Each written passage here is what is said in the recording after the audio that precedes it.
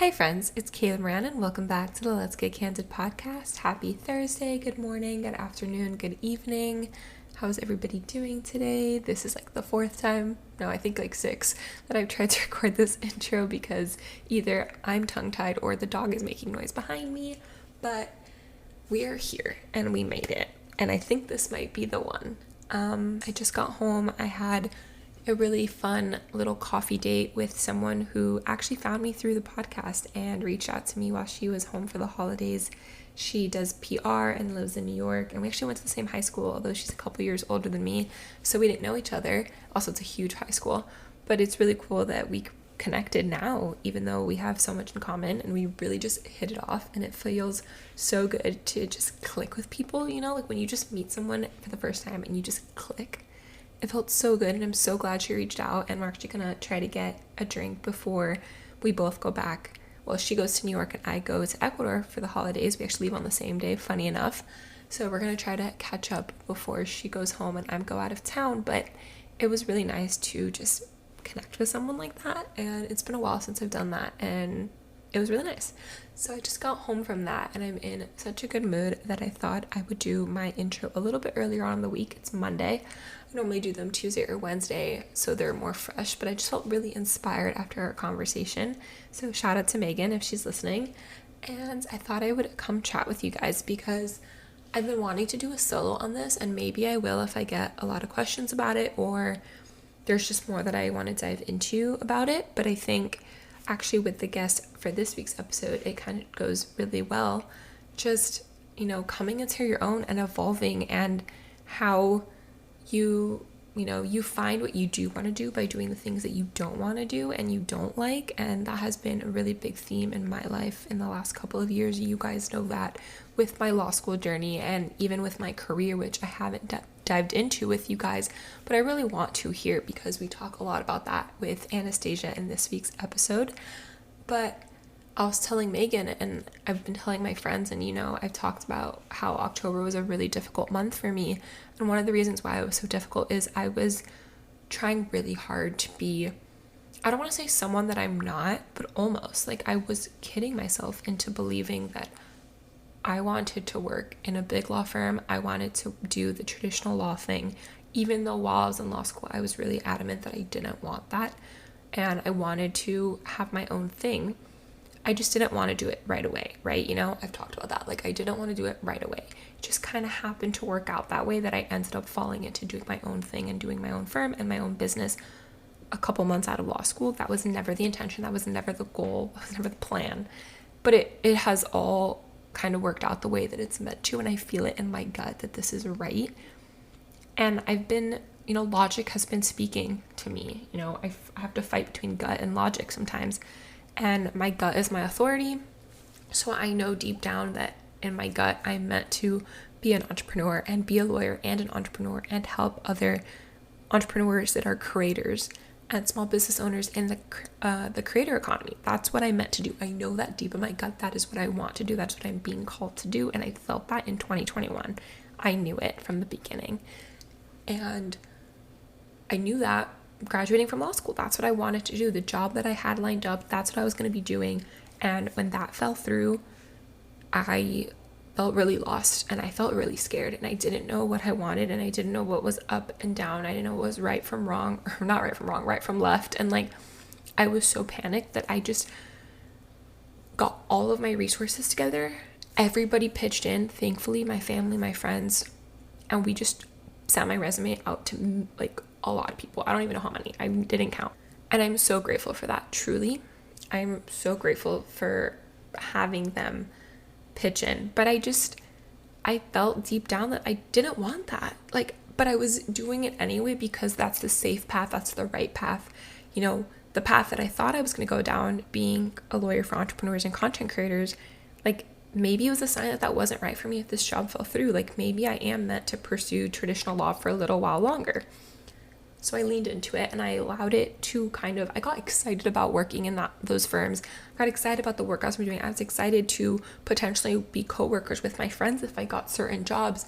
I got so excited, and I almost drank the Kool-Aid almost.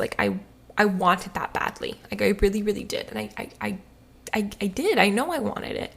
But then the more I got into that, the more I thought about it, the more my gut started, like I started not feeling my best. And you guys have seen it. Like, you know, people have asked me on stories, or like I've talked about it here. Like I was overwhelmed. I was stressed out. I was emotional. I wasn't being myself. I was, you know, I wasn't in a good place. And I talked about that in my birthday letter. If you've read it, I'll link it below.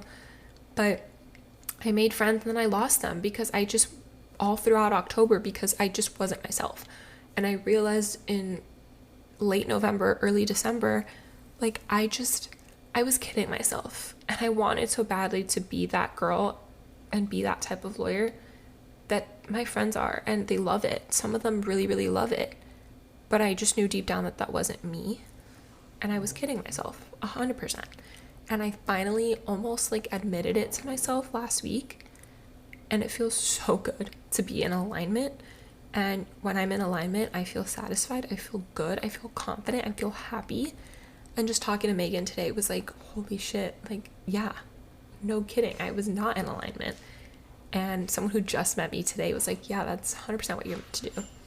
And sorry for the background noise. I admitted it to my parents on Friday, and that was really scary, but they took it pretty well, which made me feel good and made me feel really good about finally admitting it and, you know, just truly coming into alignment, knowing that in 2023, that is what I'm going to pursue wholeheartedly.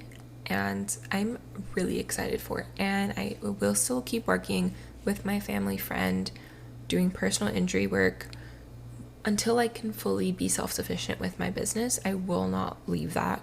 Like that would be crazy. But I was kind of trying to convince myself to pursue a full-time career as a lawyer and leave my businesses alone or like build them up slowly on the side in my free time to have the financial security to invest into my business. But like I wasn't happy, and I was kidding myself. So I'm really glad I finally accepted that, admitted it, and allowed it to come into being. And I feel like now I'm in alignment, and I can, like, things will just work out so much better. It'll be so much better for me. And even today, I feel the difference of just, you know, I had a restful weekend. I was off social media, and then I came into Monday today and just feeling energized and excited and ready for the week and ready for the day. And it was honestly like a really good Monday. I was very productive, and I got to then have coffee with a new friend, and that was really nice. And I got to go to a new place in Coconut Grove, which is one of my favorite areas in Miami. Hate driving and parking there, but it's one of my favorite little like enclaves of Miami, and it's really scenic and pretty, and just the views and the houses and the trees, it's really nice. So whenever I get to go there, it's always a good day. But it really took a while for me to come to this point, you know? Like, it took years of doing the work, and I've talked about that a lot on the podcast, and coming into my own and realizing that I need to be in alignment, and learning about human design, and that I'm meant to be a serial entrepreneur. You know, my profile is the Great Life Experimenter, and leaning into that and kind of accepting that that is what I'm called to do, my purpose. That's what human design is, but that's also what I want to do. And I didn't have a way to vocalize it and tell myself that, you know, and I wouldn't be that person. I wouldn't be this person. I wouldn't be the way that I am today had I not gone through everything that I've gone through in my life, in my college career, in my law school career, in my career journey thus far, just the 3 months that I've been an attorney. And that's really wild to think, you know, and just the ups and downs of my career, and really realizing this is what I'm meant to do. I'm excited that I get to share that with you guys. But it took a lot of self-awareness and really listening to my body and being in tune with it, and accepting that my path looks different from my friends and from the people around me, my classmates, but especially my friends, like the people that I go to when I'm having a bad day or need to vent about work or whatever it is. Like, their lives look different than mine, and they don't necessarily understand and get it but they understand that it's the right path for me, and having them understand that, like my true friends, the people that I know are my true friends that have come into my life, they get it. They believe that for me, and they love that for me, and they are supportive of that. And those who weren't, I know that those aren't meant to be my friends. And sorry if you hear my dog eating in the background, but I paused and started this 700 times. And I don't want to lose my train of thought, but it feels really good to just feel like I'm really stepping into my own, and I'm finding my community of my people, and that they support me even if they don't get it and they're not on the same path as me. And that was a big part of it, why I felt like I needed to do something else, because I didn't feel like I looked like a lawyer. I literally have told my friends in the last couple of weeks, like, I feel weird holding myself out as a lawyer. Like, I don't feel like I'm a true lawyer. Like, and they're like, yeah, you are. You passed. Like, why wouldn't you be? You have all the paperwork to prove it. Like, you did pass. You did all of this. But sometimes I still feel like I'm not a lawyer enough because I'm not doing the traditional path. But, like, who's to say that that's the right path for me? It's not. I know that. And other people have shown me a blueprint that they can be successful doing another way. And even though they were a little older when they started doing it, doesn't mean that I can't start right out. Who says? There's just been a lot of ups and downs in the last couple of weeks, and I wanted to come and talk to you guys about that candidly, because I feel like Instagram really isn't the place for it, because I would have to do a million talking stories, and I don't want to have to pause and start, even though I'm kind of doing that here. I wanted it to be my own platform and my own medium to be able to tell you, and I was like, maybe TikTok, but I could definitely dive into it on TikTok if you guys want more of this. But I thought that's why I have a podcast, and I really wanted to share that with you guys. And there's so much more I can talk about this, and I want to talk about the adjustment phase with my friends, and that has a lot to do with it too. Like, I feel like living at home, I revert back to my childlike self, and like with my family, I'm not the fully aligned best version of myself that I am to you guys and to the outside world, because being at home, there's that level of comfort of that I can let loose. But I also don't feel like the version of me that I am around my parents is the best version of me, because I revert back to my childlike self, and they still see me as that childlike self, and they think a lot of their critiques of me, or constructive criticism of me, is like things that I would have gotten as a child, that I know that I'm not like that with my friends and people that I'm meeting now, but I do see that where they're coming from, that I am like that with them, and that's something that I want to work on in 2023. My dog is drinking water now. But I do want to work on that in 2023, of being the version I am to the outside world at home too. And it's just really hard, because when we come home, we feel like the pressure's off and we don't have to be doing all the work, because it's exhausting. It's a lot. It's intense. It's stressful. It's scary to look inward. It's not always fun and pretty, but I've noticed since being at home, I have to almost do it even more so with my family, because they've seen all the versions of me, and it's very easy for them to see the past versions of me, not the new versions of me, because the not that it's a veneer, because it's not, it's truly who I am, but like that pressure to be my best self is off, even though I want to present myself as that to everybody, and that is authentic. It's an extra layer of me. It's work. I have to be conscious of it to be my best self, because it's not always natural to me. I want it to be, and eventually with time it will be, and I've gotten a lot better, and my parents have acknowledged how much I've grown and how far I've come. They have, but I feel like there's so much more work to be done in my family life and my home life, with my friends, with my cousins, with my brother, my family, and my grandparents. Like, and I'm excited. It's not the right word, because it's gonna be hard, but I'm looking forward to that challenge, I think, in 2023, of just continuing to better myself and be the best version of myself, and bring that at home and show my parents and my close friends who have known me for years now that the person that I present to new people that walk into my life and on social media is the best version of me, and it's who I want to be, and I want them to see me that way versus the past versions of me. Because while I'm not proud of that, I'm not proud of the girl that I used to be, and I want to hug her, I want to forgive her too. And I'm going to talk more about that in a future intro or episode, but I just want to hug the past versions of me, even and especially October me, and hug her and say, I'm sorry that you felt that you had to be that way, but I love you and I'm proud of you for recognizing that that's not the way you want to show up, and you're not being your best self, and you can do better and be better, and you want so much more for yourself. Let's take the time to show up as that version of you and take a step back and reevaluate and see what's not working and do more of what is working. And I feel like November was a good start to that, and I feel like December too, but December's a weird month, so I'm really looking forward to, in the new year, really stepping into that. And I don't like making resolutions because they're not really something you stick to, but intentions.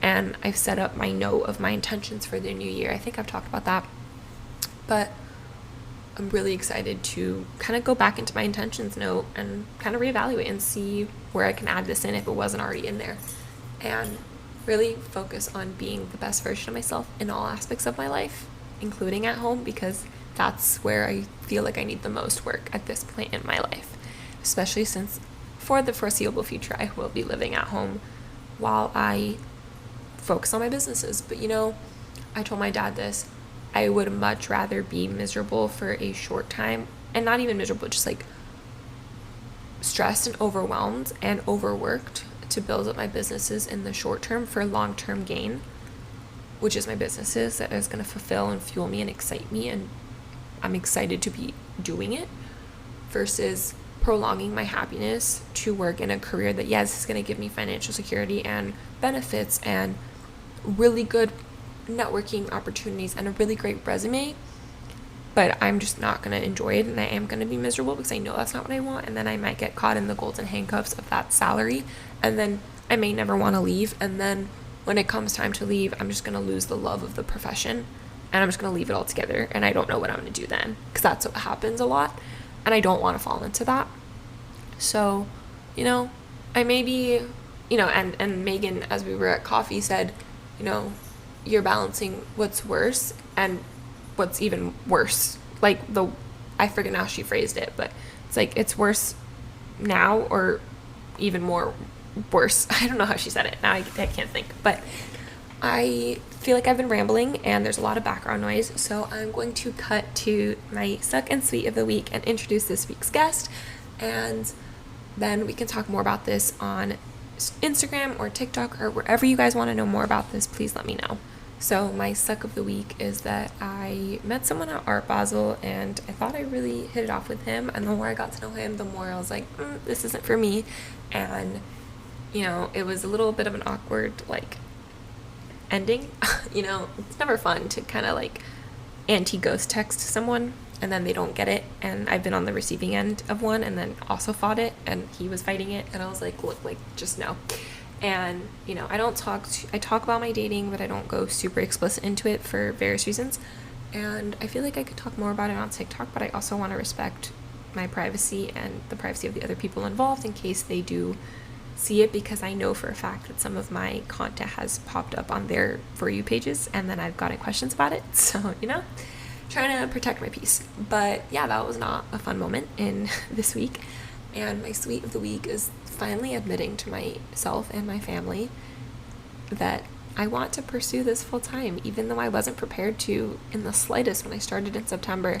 It feels really right, and even though I know it's going to be hard, and I know it's going to be really painful sometimes, and it's going to be stressful financially and emotionally and spiritually and physically, because you're putting yourself out into the universe and hoping people love it and want to work with you and see it, and it's a risk.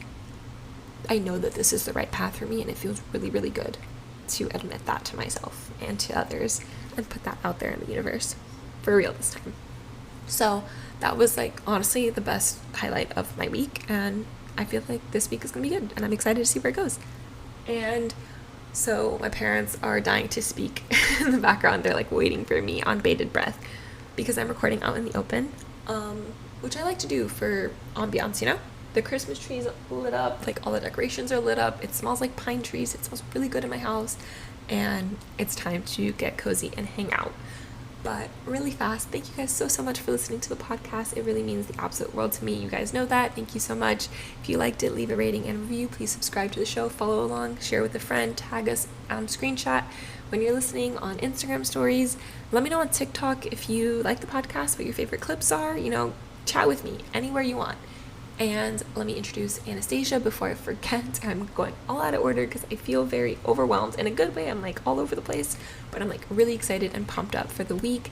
But Anastasia has been someone that I've looked up to and wanted to have on the podcast since I started the podcast. Her style is impeccable. She's so much inspiration. I didn't know much about her career behind the scenes until we started chatting for the podcast, and it was fascinating to know how she got into content creation and social media, and she owns her own agency, and she is back home in Cleveland where she grew up. She was in Charleston, in New York, and LA. It was really cool to hear her story and get to know more about her and everything that makes up who she is and how she got to where she is, because no one's path is linear. You guys know that better than anyone if you listen to the podcast, and I've been a listener for a while now. And it's really cool to see that people who have so-called made it on social media, we don't know all of the story, we don't know everything, we don't see the behind the scenes, but it's cool to dive in and get candid on it and see how their story and their past has led them to where they are and how they use the lessons in their past every single day nowadays. So I really enjoyed this conversation with Anastasia, and she has so much valuable insight and information, especially on social media, but on so much more. And I feel like she's like a big sister mentor to me, and of course style inspo, and I love her so much. So I hope you guys enjoy meeting Anastasia, getting to know her. Thank you guys so much for listening again, and I will see you all next week. Meet Anastasia. Anastasia, what's something that people wouldn't know about you just from following you? Ooh. I think what I've realized now about myself is like I hate to say perfectionism because it's not like I need things to be so perfect, but like I can't turn off until my checklist and my things are done. And this is like a new thing that I've developed over the last few years. I've kind of evolved into this like slightly type A person. And I think it's because of my business. Like it all is like on my shoulders and I feel the weight of that now. So like I can't I have this very like bubbly, goofy side. And like I think for the most part people kind of pick up on that on social, but this like type A, like getting things done until like whatever time and like color coding, double checking, like that, I think it surprises people when it comes out. They're like, I did not think you were like that. But like I had to be. No, it makes total sense because you are a very creative person, and we were just talking about this off air, but once you decide you are a creative person, but when you decide to make that your business, you have to start being a lot more business minded, and that requires a lot more organization, to put it mildly. And so I feel you on the to-do list and stuff. Like I like have the notes app on my phone, and I live and die by my to-do list. And if like there's certain things that will roll over to the next day, but like I need to at least get like the majority of it done before I I feel like okay, like today like I was productive. And it sucks because sometimes you need to just like not do those things, but I feel you on that, the type A personality. But I think it comes Yeah. with running a business, which we're going to talk all about. But yeah, for those who don't know you, which I don't know what they're doing with their lives if they don't know you, because I feel like you're everywhere on social media. What led you to starting sharing your life on social media? When did it come about? Was it high school, college? And yeah, where were you in your life when you decided to start sharing it on social media? I distinctly remember being a senior in college. This was like Instagram came out my freshman year of college. So it was still very, very new. And there was like a few girls who started blogging on Instagram. And I remember just sitting in my apartment and just like feeling this connection to that. I'm like, I want to do that so bad. Like, I was a fashion major at the time. And like the doors that social media opened didn't even exist in that moment. Like when I decided I wanted to be a I fashion major and whatever. It's so crazy. Where did you go to school? But it came out when I was a junior in high school, so I'm like a couple years younger than you. But it's so crazy just how much the world has changed in the last like 10, 15 years. Social media had It to do a big part of it. Like crazy. It's crazy. Truly. I went to Ohio University, so go Bobcats. It was the best. It was the best. I had the best college experience ever. I loved it. I loved it. But I was a fashion major, so I was going down this path of something that I always thought I wanted to do. So I was working Fashion Week and I was doing internships in New York and LA and like going down this very corporate type of career, which hindsight was the best thing I ever did because I feel like I learned so much structure in like a bigger corporate setting. So like that part was nice and it was still had this like creativity to it, but I just had this like burning passion. I'm like, I just want to like hit the ground running. I want to do it big. And like, I felt so many barriers, like starting from the beginning. And I think so many people do that. It's just the nature of that age where we're just like, you're just so excited. You want to like dive into everything, but you're just getting started. So like you kind of have to like take the steps and learn. And so I remember seeing these girls, and I'll never forget my favorite blogger at the time was Sincerely Jules. She was just like everything to me. I'm like obsessed with her. I loved her style. I connected to it. And she like had maybe like 1 million followers or something, which was mind blowing to me. I'm like, how does this, like, how is this happening? I'm like, I want to do that so bad. It was just always like a burning passion. And then it wasn't until like 2 years later, maybe it was the next year after I graduated, I was like, I can do this for fun. And then I started to like kind of stylize my posts and start a website, and the blog kind of began there. It was as soon as I left college. I think I was just too nervous to do it with all of like my friends around me at that time. It was just like as soon as I left, I was like, okay, I'm doing it. And I did. And it kind of took off from there. Yeah. It's funny that you say Sincerely Jules is like the girl that you really like remember, because you guys kind of have a similar style, or I wouldn't say like your aesthetic, but like your style is very similar. So that's funny that that's your inspo, and it was from the very beginning. Totally. Yeah. I totally connected with her, like casual, cool. I'm like, oh my God, I love, like, this is me. I love it. And so that was like so inspiring to me. I'm like, this girl is just killing it. And like, I feel the same way about like putting my looks together. And like, I've definitely like grown into totally myself from there, but it was so cool to see someone who has such a similar aesthetic to me in the time, just like crushing it at something I didn't even know was possible. I know, that's so crazy. And I want to talk a little bit about that. You said you did internships in New York and LA, and then I know at some point you ended up in Charleston before coming back to Ohio. So can you talk a little bit about what those internships were like? How did you get these internships for anyone who wants to work in fashion and who does like that corporate world, which I'm glad you mentioned it was the best thing for you at the time, because I think everyone is so gung-ho, like be an entrepreneur, start your own business, but like you need to have that foundation. You need to learn those skills. So like, it's okay to still go the corporate route and then decide that that's not for you. So I'm glad you brought that up. But yeah, for someone who wants to get into fashion, what does that entail? What was that like? So I was relentless. I would stalk LinkedIn. I would stalk websites, like contact me, and I would search like, is there any email address for like an internship or a marketing director or just something I could get my hands on? And I would send an email and like explain that I was, a junior in college and I really wanted an internship. I love the brand. I would love to represent it. And I just gushed over these brands, and like eventually, and then I would follow up and I would follow up, and I literally was relentless. Like, You have to be. looking back on it, I'm like embarrassed, but at the same time, I'm like, that's what you needed to do, because why would they pick some girl up from Athens, Ohio, which is like a blimp on a map? No one's even heard of it, when they're in New York and LA. So it was kind of like, I knew I had to work extra hard to even get my email seen, let alone an interview and this and that. So I really took a lot of time and like took the time to customize emails and make them feel very personal. And, 90% of the time I didn't hear back. That's just the honest truth. So I don't want to set expectations of like, and then that was it. Like, it was a lot of silence and crickets. And then eventually someone responds. And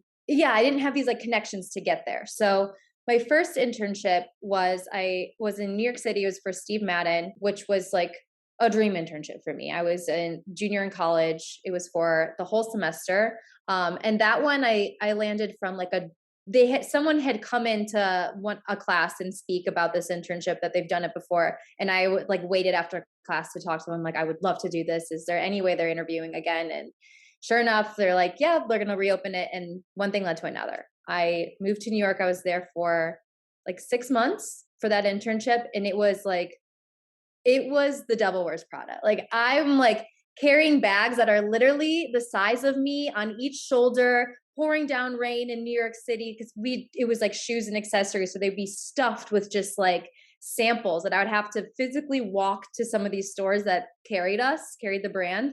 And I'm like, this is insane. Like, this is not what I thought a fashion internship was going to be. And it was just a ton of work and like literal physical labor.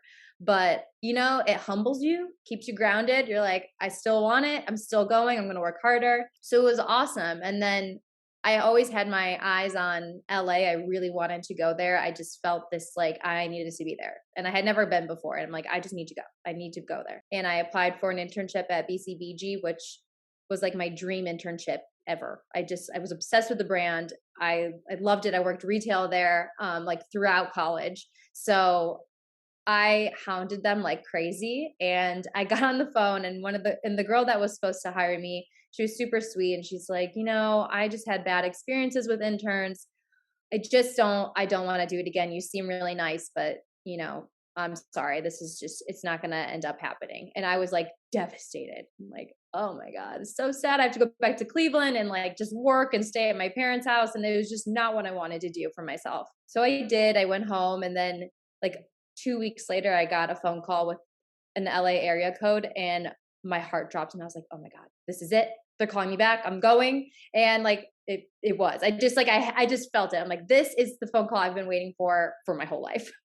And they're like, can you be here in 2 weeks? And I was like, yes. I had nothing planned. No car, no place to stay. Like, I was just like, yes, I'll be there. I booked a ticket. My parents like sent me on my way. I just showed up to LA by myself. I like stayed in a sorority house for a summer, and it was amazing. It was like the most life-changing thing. I met my mentor there, who I still talk to. And I think I wouldn't have gotten there if I didn't just stay dedicated to what I wanted to do, as far as like following up and talking to new people and seeing like where this could lead me. So if anyone is looking for an internship, like I said, it's not easy. They're very competitive. This was also probably like, 7 years ago now or something like that. So I don't think too much has changed, but I would say like you have to just want it so bad that you refuse. Like, nothing else is acceptable until you get the type of job you want. And that's kind of the mentality I've kept. Absolutely. No, I'm so glad you said that. I think nowadays, like you said it, you didn't have connections. It was your relentlessness, your persistence. And I think that is something that this generation, like, and I mean, I think the generation that's below us, but also even some people in our generation, like, we're losing that.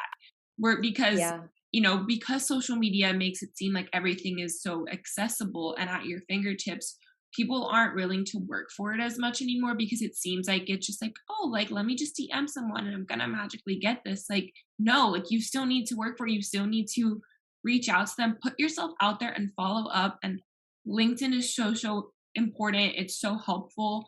It could be on a DM, it could be in an email. Cold calling, like, those things are still effective.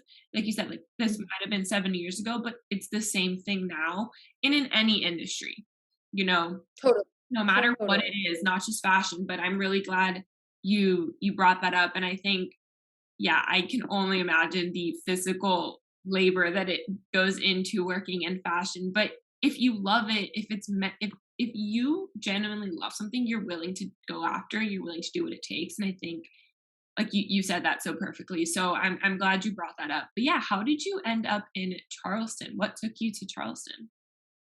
So I did one more stint in New York after LA. I bopped a lot. I was just like, wherever the job was, I was there. So I went back to New York, and I got a job I was primarily just fashion before. And then this job I accepted right out of college was for Victoria's Secret, their corporate offices in New York, but it was like PR and marketing. So that was my first taste of marketing. And I was like, oh, like, you know, amazing opportunity. I'm working for Victoria's Secret, but I was like a little bit like, I don't know what I'm gonna do. I've never done marketing before, but like, I guess I'll figure it out. Like, Why, like it's gonna. why'd you accept that job if you knew was PR marketing and not so much fashion, or did you not know? I felt like if they were willing to hire me, then they obviously believed that I could do this. Because it's not like I lied and I was like, yeah, I've been in marketing for 5 years. I was like honest in my interview about my experience and this and that. And I think a lot of what I did was very, it wasn't so much like analytical, like going through data. And that eventually came in my career. But this was very, it was a very creative and hands-on side of the marketing. We ran like the fashion show and did events, and it was like kind of a mix of mostly PR versus marketing. So I felt like I don't honestly I don't know how it happened. It just did. Oh, but it's And I like was you said, they saw something in you. They liked you. They were like, she can fit into the company culture. She would be good at this role. Like, we'll teach her what she needs to know, but like, she'll be good here. And I think that's so exactly. important because they like it's so like just because you don't necessarily like fit the like job description doesn't mean you shouldn't apply.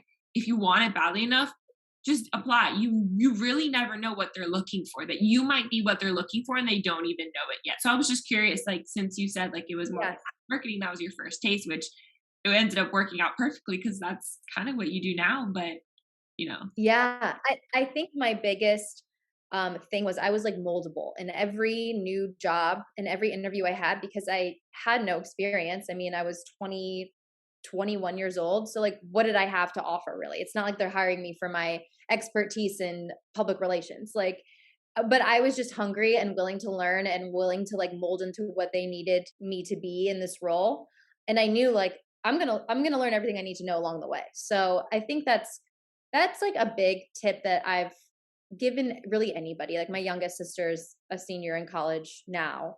And I'm like, you just have to do the dirty work in the sense of like, you're going to do things that don't seem fun, don't seem exciting, but like you have to just be able to like fit into the mold and just soak it in and learn and do it because eventually like your dream job will come. Like it's just it's temporary. the instant gratification is not happening right away. Yeah, and that's the problem with I think just social media, the instant gratification and like the movies and stuff, especially anything in society. But yeah, it's temporary. Like I always say, like I don't like being put into a box, and I don't, and I won't settle. But if I see the potential and I see the value in it, like I'm willing to work hard to learn because I know I see the bigger picture. I see how that whatever that is going to get me where I want to be. And I think you had the same foresight. And I think that's something that we're losing a lot. And it's something I talk about a lot on the podcast and my across all my platforms is like even and we were talking about this off air, like just because right now what you're doing like doesn't make you happier, you seem like this isn't for you, like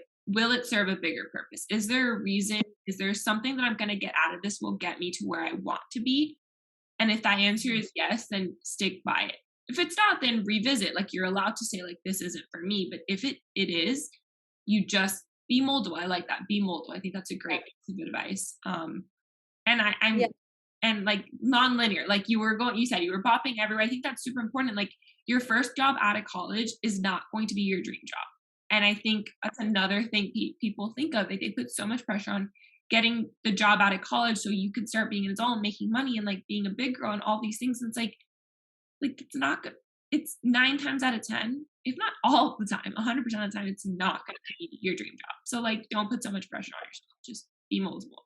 I love that. Be multiple. Be willing to just learn. So that was like I lasted not very long there. I was so unhappy. And it wasn't even about the job, honestly. The job was so cool. It was really amazing.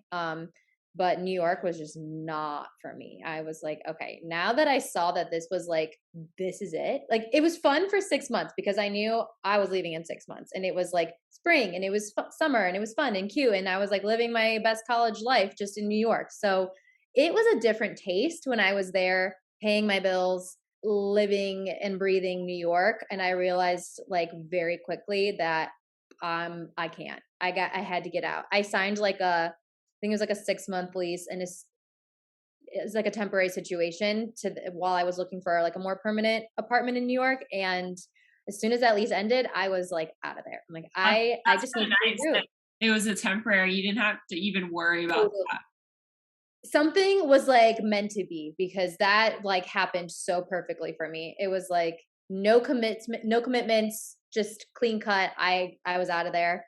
I was sad to leave a job that early. That's probably my only regret I think I've ever had is like I've never just like quit. I'm not a quitter, and I felt like I kind of quit on that. But like I said, everything happens for a I reason. was about to say everything happens for a reason and it all worked out. So yeah, now you ends up in Charleston, which I've never been to, but I'm dying to go.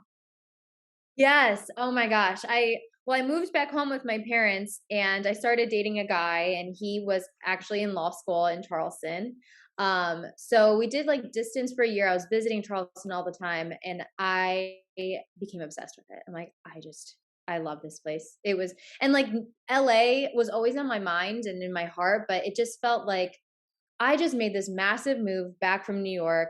I'm exhausted. I can't. Like I was nervous to like fail and feel like I would hate it there. And it was just like so many things where Charleston felt like I got the taste of LA living like on the beach and it was just, like so warm and beautiful. And I got a job at Forbes in marketing. So then I just kind of carried on with marketing. I'm like, I love this. This is great. Um, and And I was like, on the side, so you got to still do your fashion thing on your personal side, exactly. and then you were doing marketing at work. I think I love that. That's a Yeah. I great felt like I filled the void with my blog. I'm like, I never let go of fashion. I would have probably never allowed myself to fully let go of it. It's been in my DNA since I've been born. I've been obsessed with clothes and styling and like fashion. So I had that. And then I had the marketing side of things where it was like the worst job I ever had, truly. like, uh, I hated this job and I was there for like 2.5 years and it was miserable and I was miserable and it was all just like not good. But it was super important that I was there and I knew that I was learning so much and I just kept reminding myself like this is not forever. You're not going to be here forever. You just have to go in, do what you got to do like until something and I knew I wanted to start my own business and I wanted to do marketing, but I was so nervous to like launch on my own. So it was kind of like I had this mentality of learn everything, learn the best practices, learn what's obviously not working and why you're so miserable and don't do that like carrying on into your own business. So I feel like I took the pieces that I needed to and like 2 years later there was like a massive layoff. They pretty much laid off our entire marketing department. It was like 50 people got laid off. It was wild. But our company was bought out by someone else and so you just like kind of expect these things when like there's a buyout that unfortunately people are going to lose their jobs and I was one of them. And that was like the next day I started my business. So I'm like, okay, I'm ready. That was it. That's awesome. No, I'm so glad you said that it was the worst job you've ever had, but it was so important for you to have that job again, instant gratification. Like you're gonna have to go through those hard days and hard seasons and years. And years. but Yeah. you took all of those previous experiences and when the opportunity presented itself, you were like, you know what? I'm ready now. I can do this. And that launched you into what you're doing now. But you had the fashion thing going on the side. And Mhm. yeah, so at that point, 2 years, 2.5 years, you get laid off. Is that when you moved back to Cleveland or did you stay in Charleston when you first launched Savo Social? Can you talk a little bit about the process of building your own company? Totally. Yes. So the plan was always from the beginning, moving to Charleston, that we were going to move home because he had finished law school. I think law school was what, 3 years? Yes. Yeah. You would know. Um, so we were both from Cleveland. So the plan was always like, unless either one of us was so obsessed with Charleston and like, this is it, then we would have a conversation. But we were both definitely ready to move back to Cleveland. And I got laid off and started Savo Social June of 2019. And the plan was always to move back to Cleveland August of 2019. So it was kind of like the timing really worked out well in a sense that like I wasn't going to be there super long. And I knew that when I was home, I felt like comfortable, like in Cleveland, that I can I can just like kind of go with this. And like, I don't know, Cleveland has this energy to it that is just, you feel like you could do anything here. Like there's so many creatives, people are so supportive, and like the community factor in Cleveland is unlike I've ever seen literally anywhere. So I've always had this like pride of being from here. So coming back in just a few months after I launched my business, I was like, this is where I need to be, like really putting all my efforts in. I'm going to be home. I'm going to have like the people that I love surrounded by. And like, there's so many people I want to meet that since I've been gone, I haven't. And it was just like a really exciting time for me. So I feel like Charleston set me up to launch. And then like I was able to do it there, like no distractions. I had literally, it was just me in my apartment, like grinding out how I was going to set up the business. And then once, as soon as I moved home, it was like, I was ready to hit the ground running. I'm like, nothing's going to stop me. I'm going to do this. And it's been 3 years now. June will be 3 years. So That's so exciting. Congrats on 3 years. Yeah, I'm at the same point in my life right now. Like, I moved to law school thinking, like, I knew I've never been to Cleveland, and I want to go, but to go to that, but I knew Knoxville wasn't where I was gonna end up. Like, and I didn't know if it was gonna be Nashville, didn't know if it was gonna be Charlotte, DC. Same thing. I love New York, but I personally know that that's not a place for me. So I never considered it truly. I looked at DC, Charlotte, Nashville, like other big cities, East Coast, kind of South, because I'm from Miami, and I was like, I want to be in the more mild weather, that kind of thing. But it wasn't until like I came to law school and I really experienced leaving Florida for the first time. I was like, no, I'm meant to be in Florida. And, I'm about to graduate now in 2 months, and then I move home in 2 months and I start studying for the bar. And then come September, I really get to launch my career and my life. And there's something about Miami for me, the way you were talking about Cleveland, like that's how it is for me. Like, I don't know if it's because it's where I'm from or just the energy of the city, the culture, the vibe, but I'm like, this is exactly where I need to be to launch the career and the life that I want for myself. And like, I'm laying the groundwork now through all of my social media platforms. And yesterday I formed an LLC and I filed the EIN, and like I'm doing the stuff. So when that time comes, I'm ready to launch. And it's kind of at that similar point that you were 3 years ago. It'd be crazy to see what happens in the next 3 years. So much will change, but that's really cool. And that's really exciting. And I think, yeah, it's funny how timing really just like, we all like want things to happen now, or like, no, I can't do this because this has to happen. So like, I'll do it in 5 months. But it's like, when it's supposed to happen for you, like it's going to happen, and you just have to like do the work, but also just know that like life's going to throw things at you and you're just going to have to run with it, and it'll all work out the way that it's meant to. I could not agree with you more. I'm such a believer in like, it's the cheesiest line ever, but like, I really feel like everything happens for a reason. And like, you can make a plan, and good luck if your plan works out exactly the way you want it to, because like, when has it literally ever? Like, and then you like, I feel like if it did, because like life is like, yeah. life has its hard days. Like, don't get me wrong, but like some of the curveballs are kind of fun. Like, random, like you got to experience New York, you got to experience LA, you got to experience Charleston, you lived life, you learned about yourself, you grew as a person, and then you took all of those things with you into who you are now. And I would not be who I am today had I not come to law school at this particular time in my life, with the situation globally, like what's going on in the world, like the person I was, like I was talking about this earlier, like the person I was at the beginning of law school and the person I am now, like are two completely different people. And I wouldn't be that person had life not thrown things my way the way that it did. So I agree.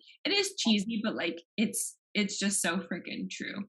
So freaking true. Like there's no other way to describe it. There's really not. But so what was it like this whole time you were working for Victoria's Secret in New York, you decided, don't like this. You went home for a little bit, decided to move to Charleston. You were working there for a couple years.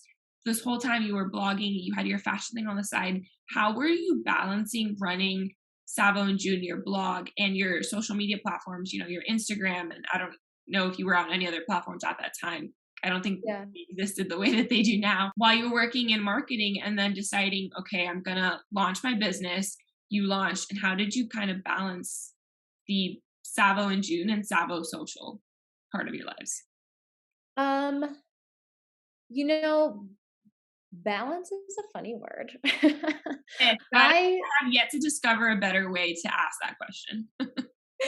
and I know, but I also feel like it's something that everyone is striving for. And I was talking to my boyfriend now about this, and it's like my highs are so high and my lows sometimes are so low, and they will be days apart. Like Feel that. one day I will feel like I did it all. I am like invincible. I'm a super woman. Like I checked all my things off on with my clients. I created content. I threw a TikTok up there. I had a phone call. I went grocery shopping. I cleaned. I did like I'm like, wow, like I didn't even know I'm capable of all these things. This is sick. I hope I can do this tomorrow.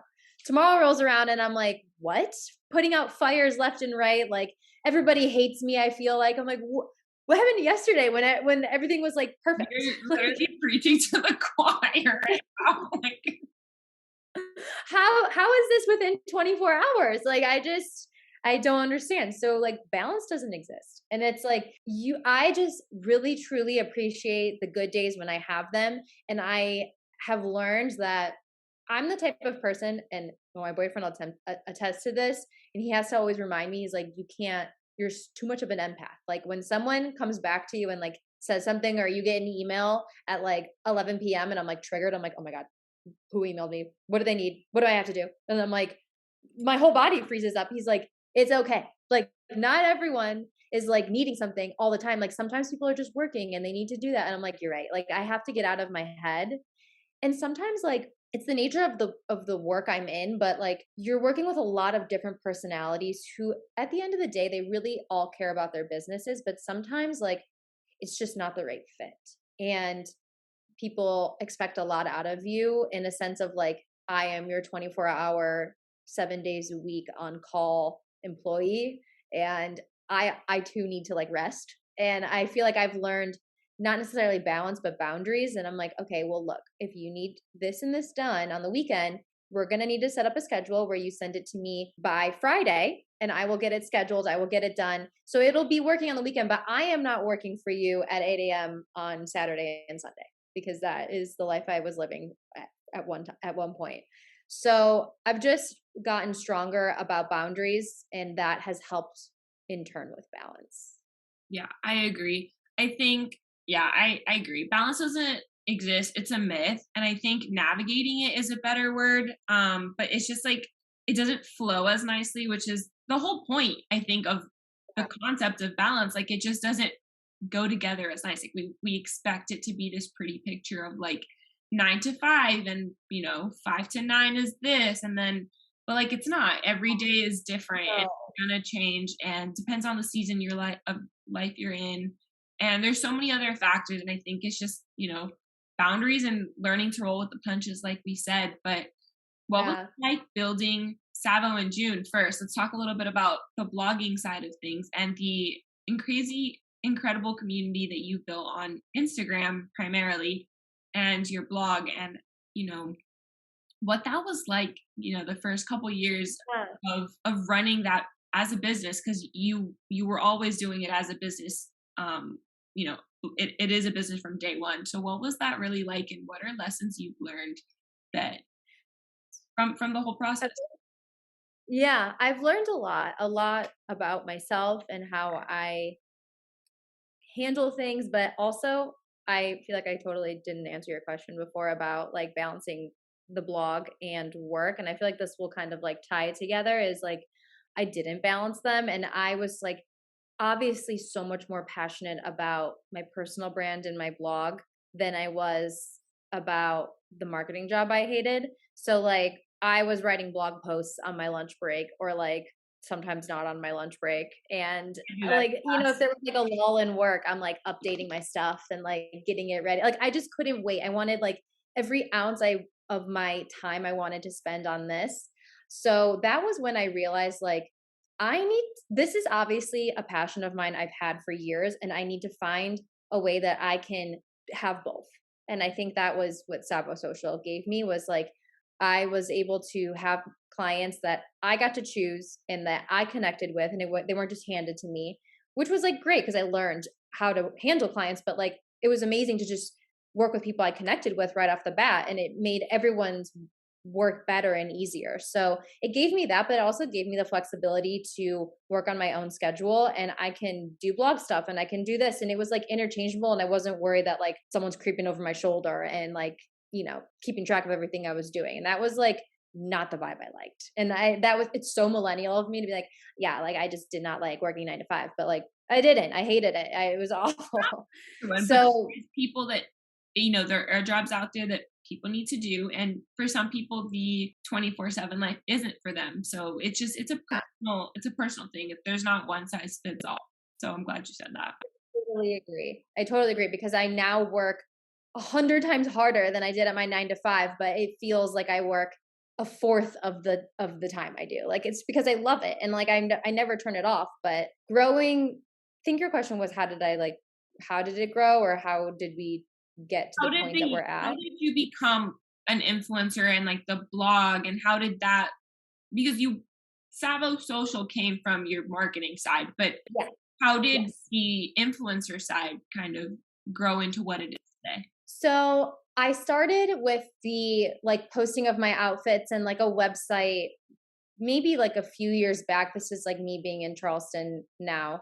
And it kind of started to take off there. And I was like growing. It was slow, but I was like excited because I saw growth. I'm like, wow, this is cool. I have 8,000 followers. Like, this is awesome. I'm like, I can't believe, imagine 8,000 people in front of me. And I used to always think of it like that. Like, Yeah. I wouldn't even know what to do. That's like so many people. And it just kind of like makes it real, because I think people get really distracted in numbers and like, well, I haven't grown in this much, or and like I'm still here. It's like, hey, 1,000 followers is 1,000 people in front of you. Like that's insane. So, that's impactful. it's the definition of an influencer. Like it can, like if your friends are asking you, where did you get that shirt? And you tell them like you are influencing them to buy that shirt. It's 3 people and you are an influencer. It doesn't matter the number. So I'm really glad. Right. There's no like benchmark of like, oh, well, you didn't hit 10,000, so you're not an influencer. Like that's not real. So we need to not have that as a mentality.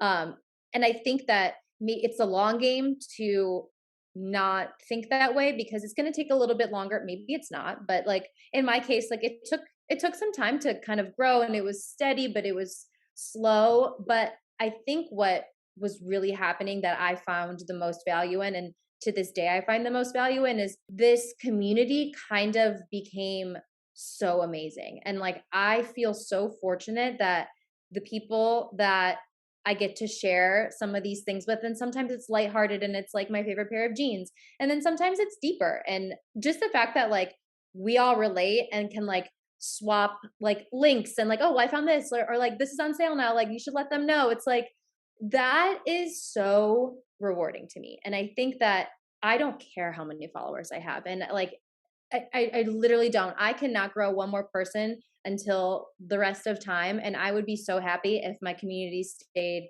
the way it did, with like how genuine and supportive and sweet and smart and amazing everyone is. That is like, that's where your value is. And I think that it's important to let people know that, so that they feel seen too, because like they're reaching out to a stranger essentially. Like they don't really know me. It's not like we're like getting coffee and we, share shirts like you said. It's like it's kind of intimidating to talk to somebody you don't know. So like I'm always very like grateful and appreciative of like just conversation, because it's nice to have someone to relate to.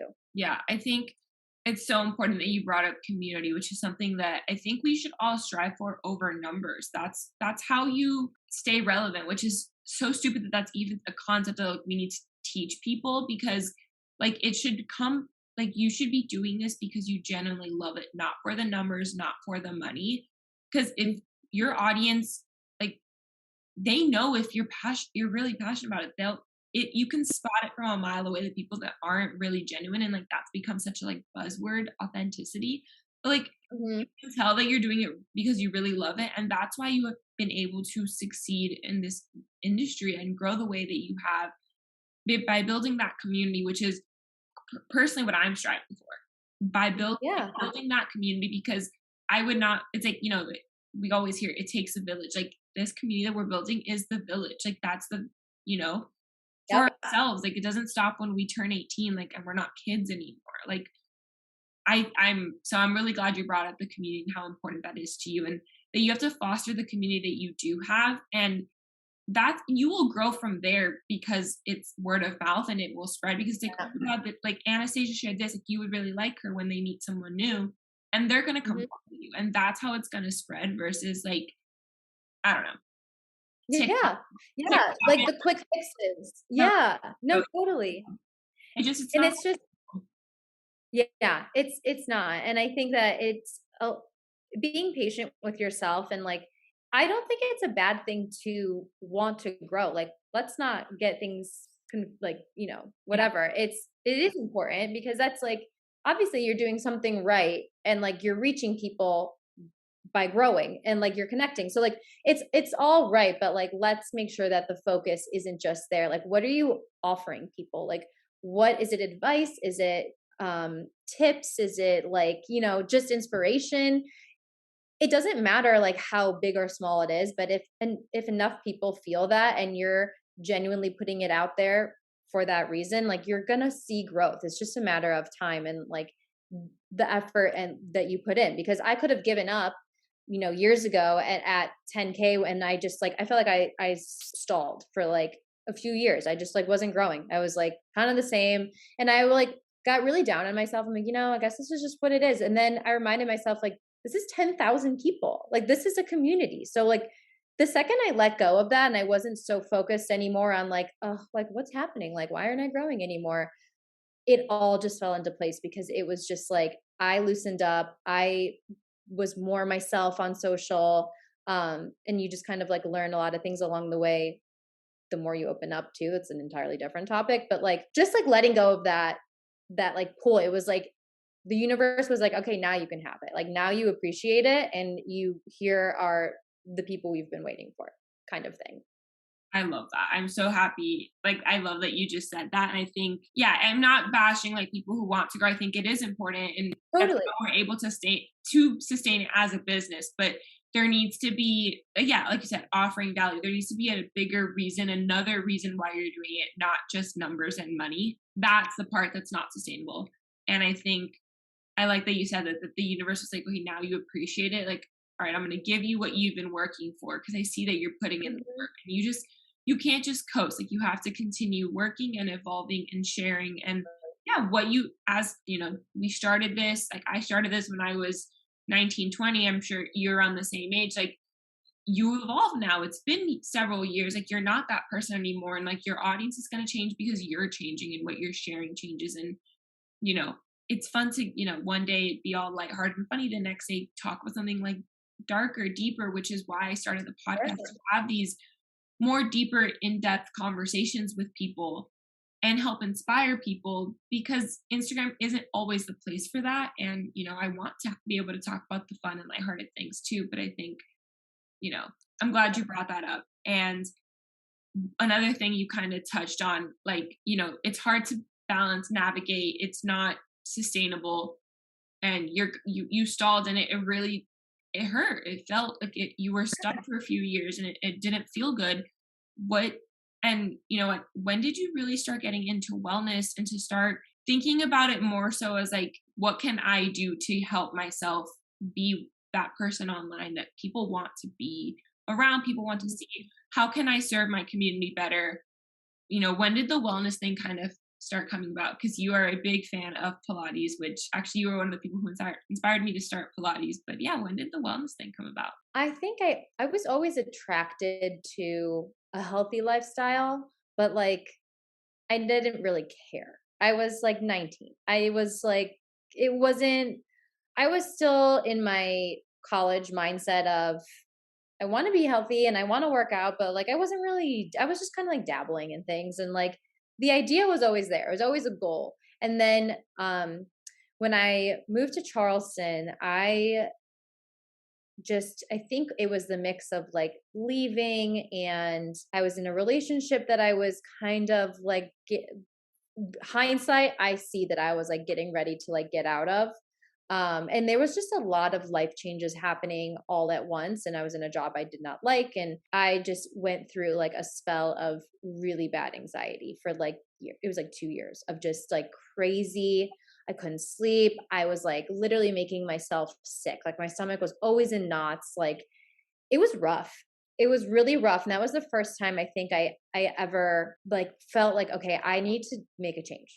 I really need to do something because I cannot live every day like this. This is literally unhealthy. Like I was so just wound up with nerves. So I leaned into the things that I had always wanted to do. And I'm like, okay, like let's start doing this. Like let's make a change. You're 23 now. You're not 21. You're not partying anymore like you used to. Like, this is the time. So I did like all the things. I was like green juice queen, yoga every day, journaling at 5 a.m., wake up when the sun comes up. Like I was like doing the absolute most. And I obviously needed it at the time. And that was great. And like I loved it. And I just felt like all this like energy I was putting into my anxiety, I was able to just put elsewhere.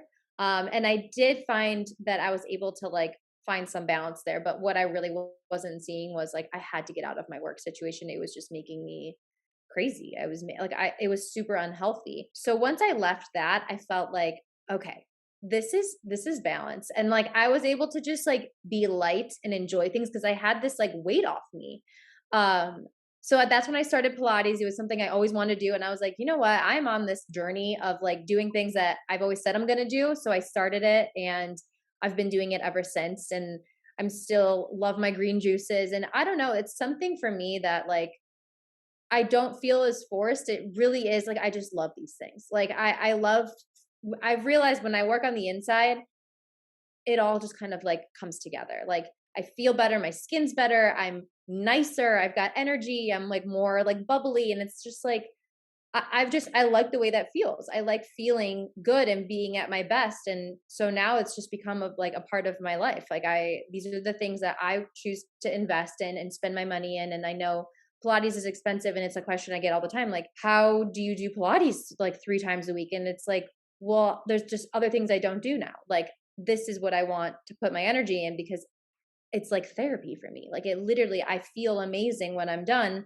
I'm working out, I'm moving my body. Like it's very mind body too. So I think that's a part of like growing up a little bit for me. Like at least my experience was just like, find what works for you. And like, you can figure out a way to do it. It doesn't have to be like, it's intimidating in that sense. Like baby steps will get you far, I guess. 100%. And it's so funny that you brought up, you were doing all the things and you were doing the absolute most. And it kind of is like reminiscent of that girl trend that's all over the place. Yes. But then I think the best way to approach that girl trend is do all those things for a little while to see what actually feels good for you and what you enjoy. Take what you want and leave the rest. And that's ultimately what you ended up doing. And I've done the same thing. I was never into it as hardcore as like TikTok makes it out to be. And maybe those people aren't either, but that's the image they're portraying, which is a whole nother topic. I think it's really important to note that, you don't do everything like that anymore, but you took the things that helped you and that you do enjoy, and you do that periodically, but you listen to your body more. You're doing it more like what feels good to you, because you can't pour from an empty cup. But if you are fulfilled and happy, you can project that outwardly and be there for your community and for your family and friends in your personal life as well. So I think as you were saying that's what I was thinking of. And I was like, this is like a perfect place to say that, because I'm honestly just really tired of seeing that stupid trend. I would say too about that girl trend. I see these and I'm like, oh my God, like I was that girl before that girl trend came out. Like I was like every day, and it was almost like a little bit culty, which people say on TikTok too. And I'm like, yes, it is. Like it's like this like thing. It's like these like wellness coaches, and like I love it. I get it. Like they're not spreading anything wrong. Like, but it's just like way too much. And I was like, oh my God, if I'm not up and journaling by 5 a.m. before the sun comes up, like my day's wrong. Like that is not it. Like, so, yeah. But those things, like I was doing all those things where now I feel like, okay, when I feel like a spell of anxiety kind of coming my way, where I feel like I'm really working through hard shit that life throws at you, I'm like, okay, I pull out my journal and I journal then. But I don't feel like, because it helped me a lot in that moment and that in that time of my life, that now it's like it's a mechanism I have. But I don't feel like if I didn't wake up and journal at 5 a.m. before the sun came up, then like I started my day on the wrong foot. So it's like, Yeah, it's a tool in your toolbox, but you don't have to yes, use every single one every single day. And yeah, I it's okay. and it's okay to not do, and it's also okay to just that day literally do nothing. Like going back to like the beginning when we were talking about to-do lists and stuff, like it's okay one day to be really, really productive and get everything checked off, but it's also okay to some days be like, I can't do this and just throw it out the window and like listen to your body. Yeah. But oh my, that girl and just like TikTok in general is very culty, and like I know why it's popular and I know why it does so well for ROI and all these things, but like I'm an Instagram girl at heart. I feel like you feel me on that. Like I like that it's more personal and like not so culty. Honestly, it's the best way to put it. Yeah. It drives Yeah. me insane. But yeah, so I'm staring at your house in the background and it is stunning. So can you talk a little bit about how you developed your personal style and your interior style? Because you talk a lot about that as well on Savo and June and also on Instagram. So yeah, where did your personal style come from? Well, thank you. Oh, that's very sweet. I, I feel like I've really leaned in and like found my stride over the last like few years, especially I've been in my apartment now for a little over a year. And it was like the best thing I ever did for myself was like get my own place and just let it all be mine and like decorate it the way I wanted to, make it as girly as I possibly want, because like I probably won't be able to do that always, but we'll see. But I would say like I'm super inspired by my culture. I mean, my family is still very much like in Greece and we go to Greece very often, and then there's this like light Mediterranean like thing that just makes me feel so at home. And at the same time, I love like these earthy kind of like wabi sabi Japanese vibes too. And I just kind of like have blended them together in a sense that it makes me feel so zen. And yeah, it's kind of where it comes from. Yeah, no, I love Greece. I've been once and it was incredible. You talk about it a lot on your platforms, and I'm just every time like you were there not too like a couple years ago. I think when I first started following you, you were there, or you had just come back and you were sharing it, and I was like, I want to go back. Like this looks amazing, and do like the other islands, not the super commercial ones, because I was on a cruise, so it's a little different. But I Yeah. want to go back and experience it for real because I love immersing myself in the culture, and I love that you use those elements from back home and your family to really help you in and yeah, like you said, be zen. And like I love that you curated a style that's uniquely your own and blending two different styles that appeal to you instead of just going for the cookie cutter what's on Pinterest and what's on Instagram. Because I think you do a really good job of, people always ask you for inspo for home or for an event or for an outfit or whatever, and it's like you take inspiration, but it's uniquely your own in your personal style and clothing as well. And I think that's something I really leaned into more in the last couple months. And I'm really working on just, not copying people, not just to not copy them, but also like, does it actually like feel good? Does it look good on me? Do I like how I look in this? Do I like how I feel in this space? And, I have rearranged my room a lot in the last few months as well for the same reasons. So I like your take on it. But yeah, so what are some wardrobe basics and like shops that you like, those are your top places like you shop at for any season or for any event? Like where do you go to for inspo? I'm still a Pinterest junkie. I have been on Pinterest since it came out, and I've never slowed down. I just love it. I'm a visual. If you're a visual person, like how can you not like Pinterest? It's just so like, and I love building a board, and I'm like, okay, this is like going with my board. Like I get crazy with it. Of course, I take it to like, the 100th degree, but I find so much inspiration from there. And it's just like, I feel like I can create the moment, but like you said, kind of just like always in your own way too. And like, it's okay if you see an outfit you love and you want to recreate that outfit, like recreate the outfit. And if you feel amazing in it, then go ahead, wear it around. Like, it's not like you're bumping into that girl. Like, it's okay. I feel like it's okay,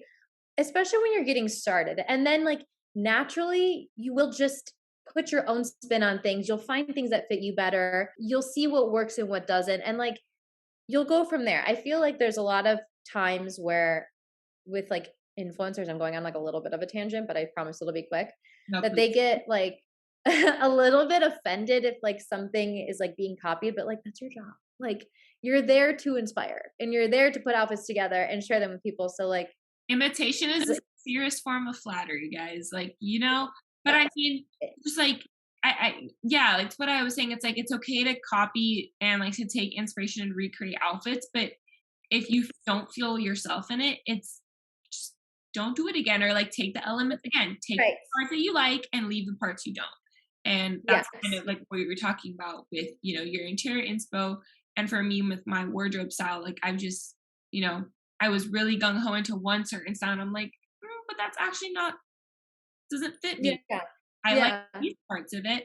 So I think that's a really important note. But yeah, imitation is really the sincerest form of flattery. So like, yeah, I hate when people are like, oh, like someone copied me. It's like, it's literally the whole point of sharing your life online is to give people inspiration so they can live their best lives the way that you are portraying your best life online. Yeah. I do like, it strikes a chord with me when that happens, but it's okay. But I would say like the shops, places like to go for basics. And I am like such a basics. I just love basics. I think it's like the best investment, the best way to just like let your like natural self show is through basics. But I love a mango. Mango's my absolute favorite. Mango's amazing. I love H&M, affordable. You know, it's fast fashion, and like I have this struggle with it too of like, you know, I don't want to like shop too much fast fashion, but at the same time, like you can afford what you can afford. And if you take care of your clothes and you're like, you have them for as long as you can possibly have them, then like, that's the best that we're doing. And that's okay. That's kind of my standpoint on it. I know people like hate on it, but no, I agree with that. I'm the same way. Yeah. Zara, the same thing. Like maybe don't buy 35 things at Zara at one time. Like buy some staples that are really great. I love Zara staples. Mango's going to be a little bit pricier, but also really great. And the other thing I love is I live on the real. I love, and this is like definitely more splurge investment pieces, but I love those like vintage, one of a kind like bags and shoes that like sometimes have literally never been worn, and you're getting them for maybe like $100 and they're like $1,000 Jimmy Choos. So I like a mix of high and low, I guess. No, I'm with you on everything you just said, and all of the places you said are also European fashion brands, and makes sense. Greece is in Europe, and I'm kind of on the same boat with you. I get a lot of my inspiration from a lot of British girls, Italian, Spanish, just like other European countries. You know, even though I live in Florida 90% of the time. What's it called? Sweden, like the and like girls in Sweden, like their style is so good. Copenhagen, I love Copenhagen Fashion Week, but I agree. I think it's okay to mix high and low. I think it's actually more fun that way. I love high and low. I love the real, especially for unique and vintage pieces, and also getting inspiration, seeing what's out there, and then going to find it in different ways in different stores. And I think fast fashion is not a good thing all the time, but and although Zara and Mango and H&M are technically fast fashion, to me fast fashion is like Shein and like those places, like Fashion Nova and like Pretty Little Thing. Like you won't catch me shopping there, but like Zara, like it is fast fashion, but like it's elevated, and it's they're taking direct inspo from the fashion houses, the major fashion houses, without copying directly, whereas other places are straight up ripping off. And I think there's that difference as well. But yeah, I'm glad you like if you go in buying like 17 shirts from Shein, knowing you're literally going to wear them one time, like That's more the issue I have than like, okay, like, look, I don't have $5,000 to buy sustainable new wardrobe. Like it's what it's going to cost you. It's expensive. So like work within your budget, but do it with intention. Like buy pieces that are going to last you. Like I have a Zara trench that I still get asked where it's from, and I've had it for like 5 years, and I think I paid like $49 for it. But like it's now like withstood its payment. Like I don't know. It's like it's more intentional for me. You know. I agree. Actually, my phone background it says, I see a certain life for myself and I won't stop until I get it. And at the bottom it says, but work with intention. I added that. So that just reminded me of. That's amazing. And also same thing with fashion. Yeah, you have to be intentional with everything in life. Like going back to what we were talking about earlier, everything happens for a reason, and timing, it all works out the way that it's meant to.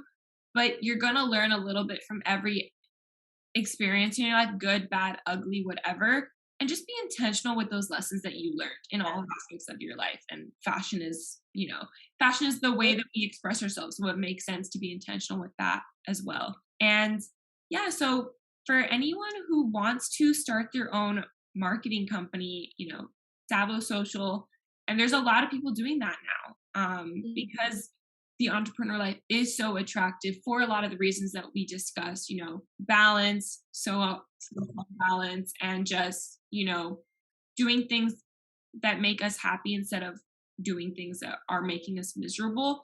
A lot of people are going the entrepreneurship route. For anyone who wants to start their own business, especially in the social media and marketing PR space, what advice do you have for them? I would say it's really important, and this is going to just circle right back to the intention, because this is how the world works. We just kind of, everything comes together the way it should, but like really set off with intention. Like take the time to write down on paper or type it out in your notes, like, what does your business model look like? How will you reach out to people? Who are your clients? Like, who's your ideal client? What are the different tools you would like to use? And it's an exercise that I learned in college. We had to like build a brand, and it has stuck with me ever since then. And with everything I do, I'm like, okay, who am I reaching? Who's my ideal person?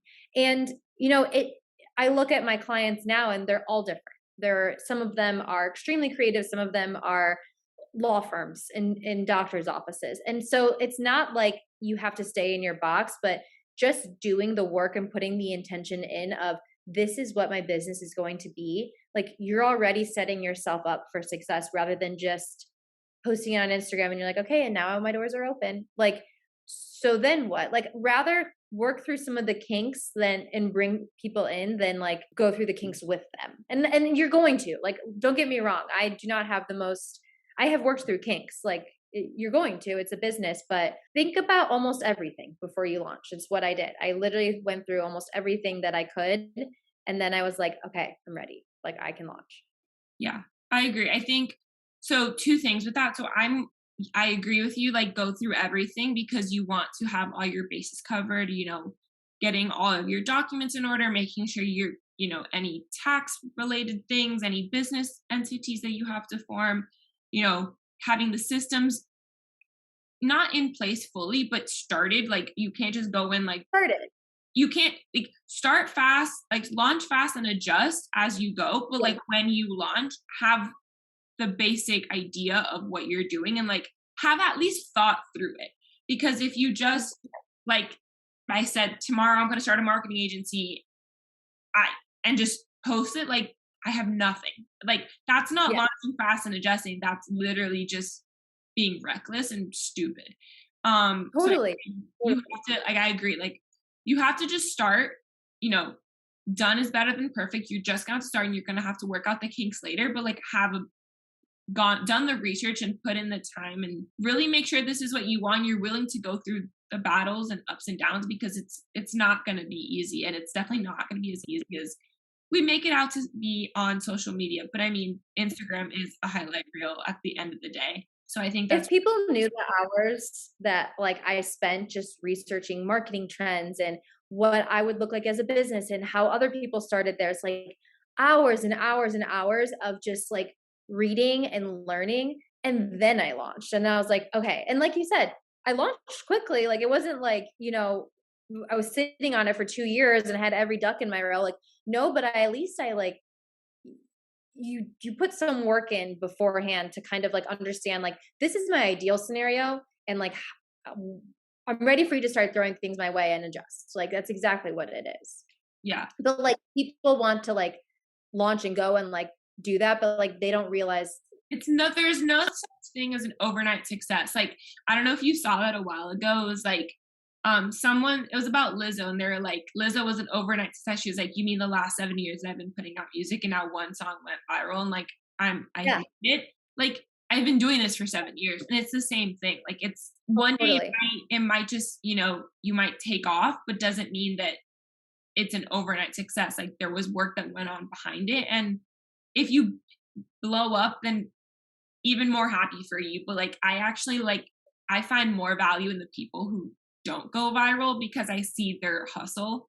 And I'm not Mhm. a proponent of hustle culture, but like, they're in the thick of it with us. And like, that's more relatable to me. So I'm really Totally. glad that you said that. I think that's really great advice and a great way to end the episode. I wish we probably should in the future do a part 2 on like the actual, like what you just said, like doing the research and like how to actually the mechanics of running a business and getting clients and management and like the business side of being an influencer and running a business, because there's so much more that people don't see behind the scenes because we can't share everything. There's just not enough hours in Yeah. the day. And I think the perfect theme of this episode is just being intentional with it. And like, we can't show everything, but we are intentional with the things we do show because that's what we're most passionate about, but doesn't mean there isn't hard work going on in the background.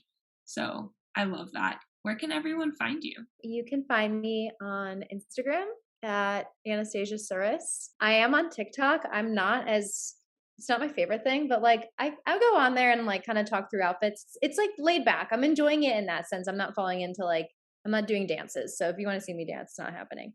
But that's anastasia.souris. And then my website is anastasiasouris.com. And Sabo Social. You can find me on Sabo Social. Perfect. I'll link everything in the show notes. Thank you so much for coming on the podcast. Oh my gosh, thank you for having me.